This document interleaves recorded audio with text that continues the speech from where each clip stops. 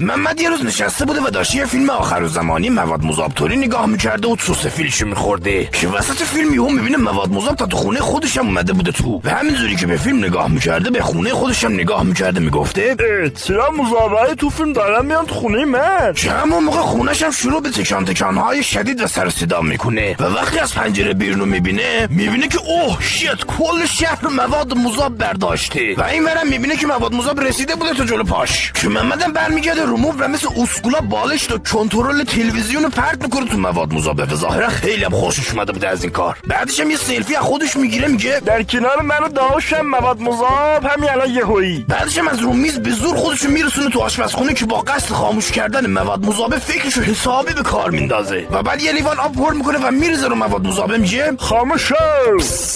نشد. خلاصه بعدش هم زنگ میزنه به جواد رفیقش میگه جواد طرف شما مذاب چه خبری نی؟ جواد هم میگه نه داداش اینجا امن و امانه. راستی دونگیتن قرار بود بدی ندادی ها. سنگم از آسمون بباره باید دونگیتو بدی. فکر نکنه میتونی منو گول بزنی. خداحافظ. بعدش محمد از خونه میره بیرون بره سوار ماشینش بشه که میبینه ماشین هم رفته تا نصف تو مذابا و خلاصه همینطور که محمد داشته پیاده میرفته یک دفعه آتش میشان وحشی میشه و فوران میکنه که محمدم با پشمهایی که خورده از بین یکی سنگ‌های آتش فشانی در میره و جونشو برمیداره فرار بکنه. بعدش هم که میرسه زیر این پول آتش گیردباد میان خفتش میکنن که آخرم با ظاهر سوخاری شده و ماتحت سوخته میردم در خونه جواد ولی جواد راهش نمیده و میگه ببین من با این چیزا خر نمیشم. هر وقت دونگیشو دادی بعد بیا خر خودتی. محمدم با دیدن مواد مذاب میگه جواد دیگه به درک کرا نمیدی ولی مذاب تو خونه خودت هم داره میاد گفته باشم لااقل پاش بیا بریم طبقه بالا تا جزقال نشدی. حالا باور نکن. نه خیلی برو گم شو اسکل دروغگو. با این چیزا نمیتونی منو خر کنی. محمد الحق رفیقاتم عین خودت اسکولن.